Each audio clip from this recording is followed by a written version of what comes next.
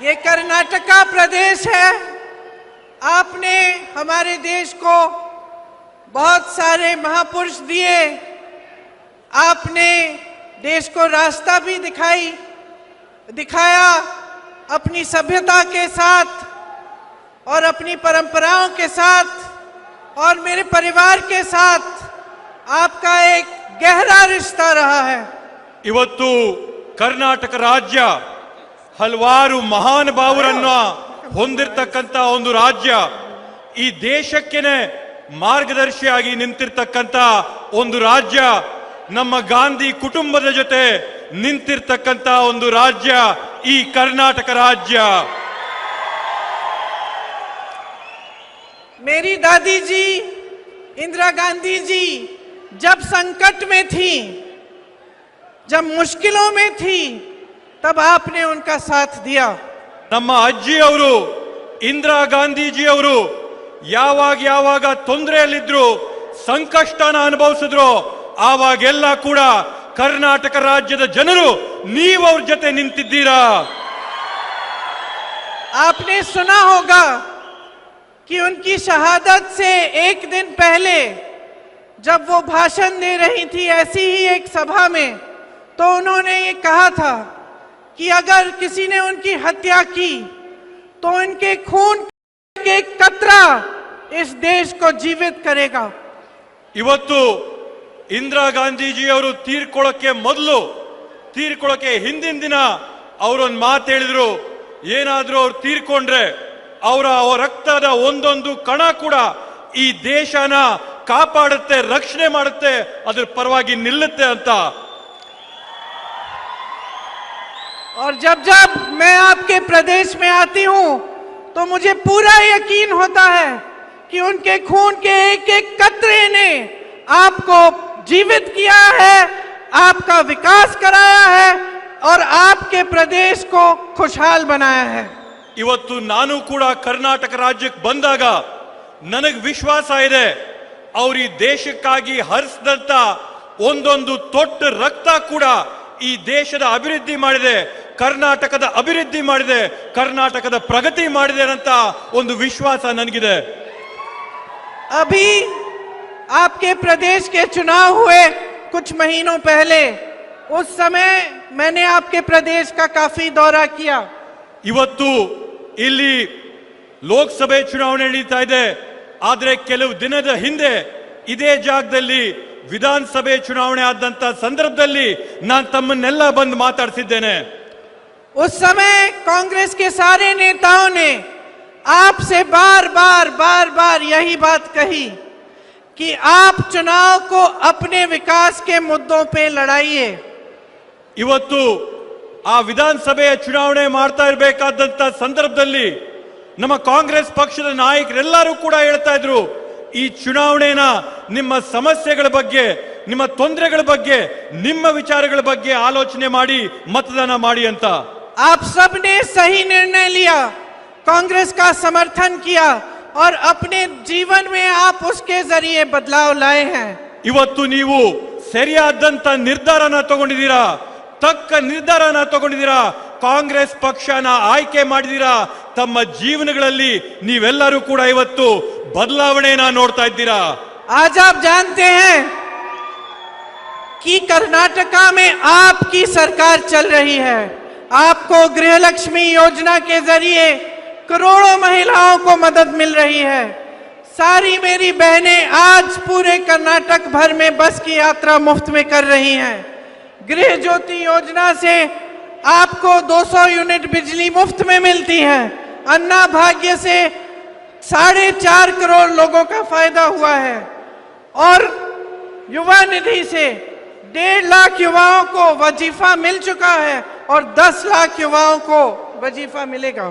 ಇವತ್ತು ನೀವು ತಗೊಂಡಿರತಕ್ಕಂತ ಐತಿಹಾಸಿಕವಾದಂತ ನಿರ್ಧಾರದಿಂದ ಕರ್ನಾಟಕ ರಾಜ್ಯದ ಕೋಟ್ಯಾಂತರ ಹೆಣ್ಮಕ್ಕಳಿಗೆ ಗೃಹಲಕ್ಷ್ಮಿ ಯೋಜನೆ ಅಡಿಯಲ್ಲಿ 2,000 ರೂಪಾಯಿ ನೇರವಾಗಿ ಅವರಿಗೆ ಪಾವತಿ ಆಗ್ತಾ ಇದೆ। ಗೃಹ ಜ್ಯೋತಿ ಯೋಜನೆ ಅಡಿಯಲ್ಲಿ ಎಲ್ಲರಿಗೂ ಕೂಡ 200 ಯೂನಿಟ್ ವಿದ್ಯುತ್ ಉಚಿತವಾಗಿ ಕೊಡ್ತಾ ಇದ್ದಾರೆ। ಶಕ್ತಿ ಯೋಜನೆ ಅಡಿಯಲ್ಲಿ ಕೋಟ್ಯಾಂತರ ಹೆಣ್ಮಕ್ಳು ಇವತ್ತು ಬಸ್ ಅಲ್ಲಿ ಉಚಿತವಾಗಿ ಪ್ರಯಾಣ ಮಾಡ್ತಾ ಇದ್ದಾರೆ। ಅನ್ನಭಾಗ್ಯ ಯೋಜನೆ ಅಡಿಯಲ್ಲಿ ಕೋಟ್ಯಾಂತರ ಮನೆಗಳಿಗೆ 10 ಕೆಜಿ ಅಕ್ಕಿ ಬರ್ತಾ ಇದೆ. ಪ್ರತಿಭಾವಂತ ಯುವಕರಿಗೆ ಯುವ ನಿಧಿ ಯೋಜನೆ ಅಡಿಯಲ್ಲಿ 3,000 ರೂಪಾಯಿ ಭತ್ಯೆ ಇವತ್ತು ನಿಮಗೆ ಬರ್ತಾ ಇದೆ. अब जो निर्णय आप लेने जा रहे हैं इस चुनाव में, वो तय करेगा कि हमारे देश के अगले 5 सालों के लिए हमारे भविष्य में क्या होगा. ಇವತ್ತು ನೀವು ಆಗ್ತಾ ಇರತಕ್ಕಂತ ಮತದಲ್ಲಿ ನೀವಿವತ್ತು ತೀರ್ಮಾನ ಮಾಡಬೇಕಾಗಿದೆ. ಈ ದೇಶದ ಭವಿಷ್ಯ ಯಾವ ತರ ಇರಬೇಕಾಗಿದೆ, ಮುಂದಿನ ದಿನಗಳಲ್ಲಿ ಈ ದೇಶ ಯಾವ ದಿಕ್ಕಲ್ಲಿ ಸಾಗಬೇಕು ಅಂತ ನೀವು ತೀರ್ಮಾನ ಮಾಡಬೇಕಾಗಿದೆ.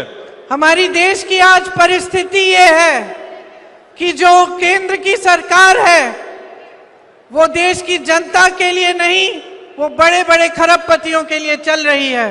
ಇವತ್ತು ಭಾರತ ದೇಶದಲ್ಲಿರ್ತಕ್ಕಂಥ ಸರ್ಕಾರ ಎಂತ ಸರ್ಕಾರ ಅಂದ್ರೆ ಈ ದೇಶದಲ್ಲಿರ್ತಕ್ಕಂಥ ಸಾಮಾನ್ಯ ಪ್ರಜೆಗಳಿಗೋಸ್ಕರ ಈ ಸರ್ಕಾರ ಏನು ಕೆಲಸ ಮಾಡ್ತಾ ಇಲ್ಲ. ಯಾರೋ ಒಬ್ಬ ಇಬ್ಬರ ಬಂಡವಾಳಿ ಶಾಹಿಗಳಿಗೆ ಮಾತ್ರ ಇವತ್ತು ಈ ಸರ್ಕಾರ ನಡೀತಾ ಇದೆ. इसका नतीजा ये है कि 45 सालों में सबसे ज्यादा बेरोजगारी आज हमारे देश में है. ಇದರ ನೇರವಾದಂತ ಪರಿಣಾಮ ಏನಂತಂದ್ರೆ 45 ವರ್ಷದಲ್ಲಿ ನಾವು ಕಾಣದೇ ಇದ್ದಂತ ನಿರುದ್ಯೋಗ ಇವತ್ತು ಭಾರತ ದೇಶದಲ್ಲಿದೆ. 70 करोड़ नवयुवक बेरोजगार हैं. 30 लाख पद केंद्र सरकार में आज खाली पड़े हैं. ಇವತ್ತು ಭಾರತ ದೇಶದ 70 ಕೋಟಿ ಯುವಕರು ನಿರುದ್ಯೋಗಿಗಳಾಗಿದ್ದಾರೆ. ಕೇಂದ್ರ ಸರ್ಕಾರದಲ್ಲಿ 30 ಲಕ್ಷ ಹುದ್ದೆಗಳು ಇವತ್ತು ಕೂಡ ತುಂಬಿಸದೆ ಖಾಲಿ ಇದೆ.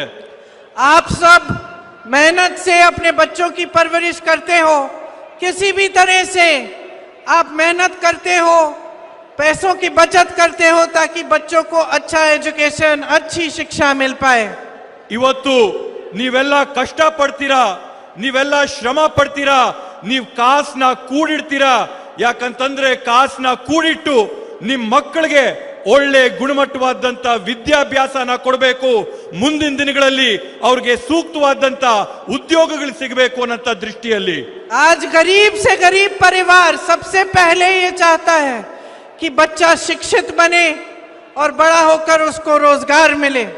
ಇವತ್ತು ಈ ದೇಶದಲ್ಲಿರ್ತಕ್ಕಂಥ ಅತ್ಯಂತ ಕಡ ಬಡವರು ಕೂಡ ಅವ್ರ ಮಕ್ಕಳಿಗೆ ಒಳ್ಳೆ ವಿದ್ಯಾಭ್ಯಾಸನ ಕೊಡ್ತಾರೆ. ಯಾಕಂತಂದ್ರೆ ಅವ್ರ ಮಕ್ಕಳು ಬೆಳೆದು ಮುಂದಿನ ದಿನಗಳಲ್ಲಿ ಉತ್ತಮವಾದಂತ ಉದ್ಯೋಗಗಳನ್ನ ಪಡ್ಕೊಳ್ಳಿ ಅನ್ನಂತ ಒಂದು ದೃಷ್ಟಿಯಿಂದ किसान सारी मुश्किलों का सामना करते हुए, महंगाई का सामना करते हुए, संघर्ष करते हुए अपने बच्चों को पढ़ाता लिखाता है. ಇವತ್ತು ಈ ದೇಶದಲ್ಲಿರ್ತಕ್ಕಂಥ ರೈತರು ಸಾಕಷ್ಟು ಸಮಸ್ಯೆಗಳನ್ನ ಎದುರಿಸ್ತಾರೆ, ಸಾಕಷ್ಟು ತೊಂದರೆಗಳನ್ನ ಅನುಭವಿಸ್ತಾರೆ. ಅವರು ಕೂಡ ಇವತ್ತು ಕಾಸನ್ನ ಕೂಡಿಟ್ಟು ಅವ್ರ ಮಕ್ಕಳಿಗೆ ವಿದ್ಯಾಭ್ಯಾಸ ಕೊಟ್ಟು ಅವ್ರ ಭವಿಷ್ಯನ ರೂಪಿಸಬೇಕು ಅಂತೇಳಿ ಇವತ್ತು ಕಾಸನ್ನ ಕೂಡಿಡ್ತಾರೆ. लेकिन आज देश में ये स्थिति है कि चाहे आप कितना भी कमाकर अपने बच्चों को पढ़ाएं, तब भी उनके लिए रोजगार सुरक्षित नहीं है. आपको पता नहीं कि भविष्य में उनको रोजगार मिल सकेगा. ಇವತ್ತು ಈ ದೇಶದ ಪರಿಸ್ಥಿತಿ ಯಾವ ತರ ಇದೆ ಅಂತಂದ್ರೆ ನಮ್ಗೆ ಯಾವುದೇ ಒಂದು ಗ್ಯಾರಂಟಿ ಇಲ್ಲ. ನಾವು ನಮ್ಮ ಮಕ್ಕಳನ್ನ ಓದಿಸಿದ ನಂತರ ಕೂಡ ಅವ್ರಿಗೆ ಸೂಕ್ತವಾದಂತ ಉದ್ಯೋಗ ಸಿಗುತ್ತಾ ಅಂತೇಳಿ ಯಾವುದೇ ರೀತಿಯಾದಂತ ಖಚಿತವಾದಂತ ಪರಿಸ್ಥಿತಿ ಇವತ್ತು ಈ ದೇಶದಲ್ಲಿಲ್ಲ. क्योंकि केंद्र की सरकार ने रोजगार बनाने की कोई योजनाएं नहीं बनाई हैं. ಕೇಂದ್ರದಲ್ಲಿರ್ತಕ್ಕಂಥ ಬಿಜೆಪಿ ಸರ್ಕಾರ ಉದ್ಯೋಗಗಳನ್ನ ಸೃಷ್ಟಿ ಮಾಡಕ್ಕೋಸ್ಕರ ಯಾವುದೇ ಒಂದು ಯೋಜನೆಯ ಕಾರ್ಯಕ್ರಮನ ರೂಪಿಸಿಕೊಂಡಿಲ್ಲ. जहां जहां से आपको रोजगार मिलता था, वो सारे साधन हैं वो तकरीबन खत्म होने जा रहे हैं. ಎಲ್ಲೆಲ್ಲಿ ನಿಮಗೆ ಉದ್ಯೋಗಗಳು ಸಿಗಂತ ಅವಕಾಶ ಇತ್ತು, ಎಲ್ಲೆಲ್ಲಿ ನಿಮಗೆ ಉದ್ಯೋಗಗಳು ಸಿಗಂತ ಸಾಧ್ಯತೆ ಇತ್ತು, ಇವತ್ತು ಕೇಂದ್ರ ಸರ್ಕಾರ ಅವೆಲ್ಲವನ್ನೂ ಕೂಡ ಹಂತವಾಗಿ ಮುಗಿಸಾಕಿದ್ದಾರೆ, ಮುಚ್ಚಾಕಿದ್ದಾರೆ. खेती के हर सामान में जीएसटी है. महंगाई इतनी है कि किसान कमा नहीं पाता है. जब किसान कमा नहीं पाता है तो मजदूर कम रखता है अपनी खेतियों पे. ಇವತ್ತು ಇದೆಲ್ಲದಕ್ಕಿಂತ ಮೇಲೆ ಪ್ರತಿಯೊಂದು ವಸ್ತು ಮೇಲೆ, ಪ್ರತಿಯೊಂದು ಪದಾರ್ಥದ ಮೇಲೂ ಕೂಡ ಇವತ್ತು ಜಿಎಸ್ಟಿನ ಹೊರೆ ಹಾಕಿದ್ದಾರೆ. ಇವತ್ತು ಬೆಲೆ ಏರಿಕೆಯಿಂದ ರೈತನು ತನ್ನ ಬೆಳೆಗೆ ಸೂಕ್ತವಾದಂತ ಬೆಲೆ ಪಡ್ಕೊಳ್ಳಕ ದಿನ ಸಾಲದ ಒಂದು ನೀರಿನಲ್ಲಿ ಮುಳುಗ್ತಾ ಇದ್ದಾನೆ. तो एक जमाने में खेती से जो कमाई होती थी उससे आप गुजारा कर लेते थे.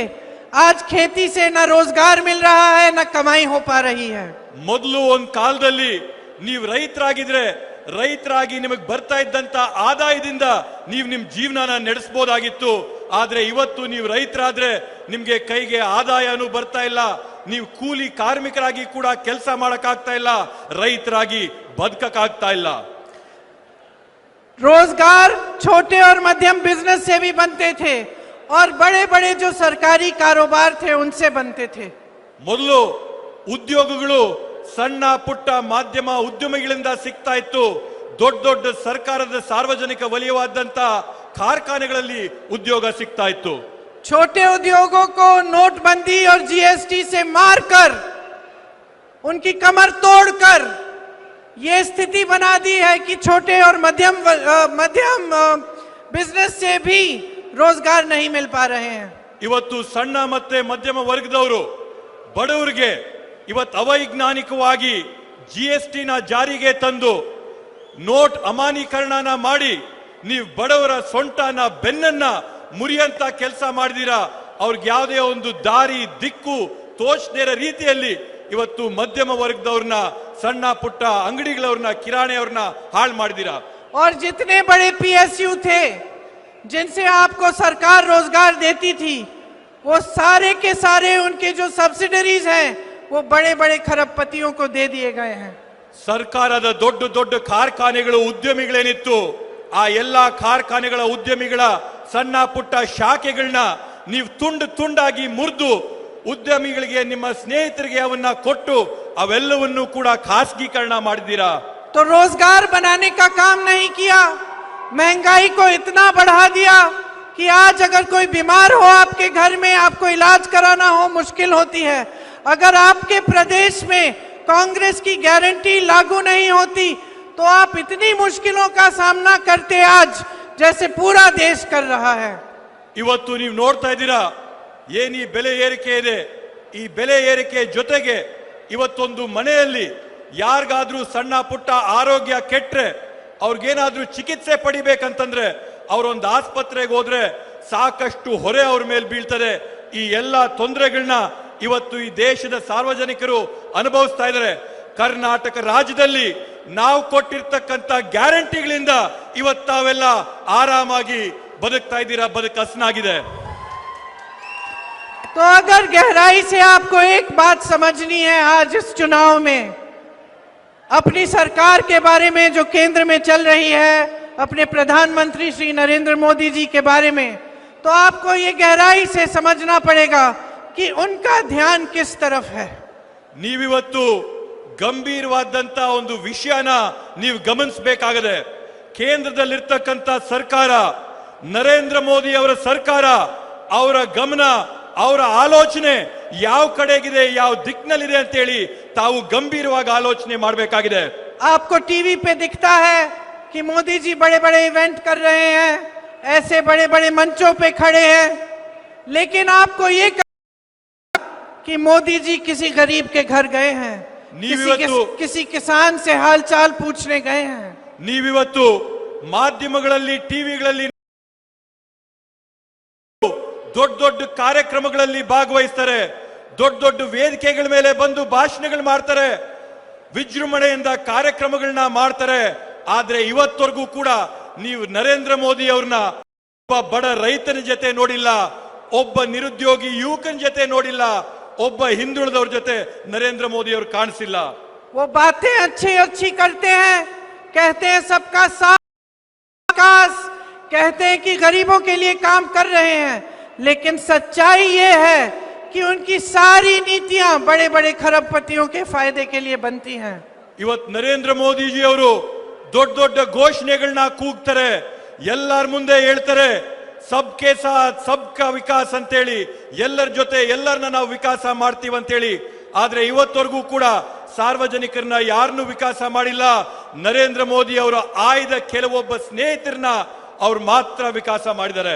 इसका प्रमाण ये है कि आज देश का कोयला, देश का पावर, बिजली, देश के बंदरगाह, देश के हवाई अड्डे, देश की सड़कें आज सारी की सारी उन मित्रों को, खरबपति मित्रों को सौंप दी गई हैं। ಇವತ್ತಿದ್ರ ನೇರವಾದಂತ ಪರಿಣಾಮ ಏನಂತಂದ್ರೆ ಈ ದೇಶದಲ್ಲಿರ್ತಕ್ಕಂತ ವಿಮಾನಗಳು, ಹೆದ್ದಾರಿಗಳು, ಈ ದೇಶದಲ್ಲಿರ್ತಕ್ಕಂತ ಬ್ರಿಡ್ಜ್ಗಳು, ಈ ದೇಶದಲ್ಲಿರ್ತಕ್ಕಂತ ಘಟಕಗಳು ನರೇಂದ್ರ ಮೋದಿ ಅವರ ಆಯ್ದ ಸ್ನೇಹಿತರಿಗೆ ಇವತ್ತವರು ಮಾರ್ಕೊಟ್ಟ. जब ये पूछते हैं कि 70 सालों में कांग्रेस पार्टी ने क्या किया, कि ये सारा कांग्रेस पार्टी ने ही ಇವತ್ತು ನೀವು ಆಲೋಚನೆ ಮಾಡಿ, ನರೇಂದ್ರ ಮೋದಿ ಅವರು ಪ್ರಶ್ನೆ ಮಾಡ್ತಾರೆ, 70 ವರ್ಷದಲ್ಲಿ ಕಾಂಗ್ರೆಸ್ ಪಕ್ಷ ಏನ್ ಮಾಡಿತ್ತು ಅಂತೇಳಿ. 70 ವರ್ಷಗಳಲ್ಲಿ ನರೇಂದ್ರ ಮೋದಿ ಅವರೇ ಕಾಂಗ್ರೆಸ್ ಪಕ್ಷ ಈ ಎಲ್ಲ ಸಂಸ್ಥೆಗಳು, चाहे सेक्टर हो, इस देश के समर्थन उसकी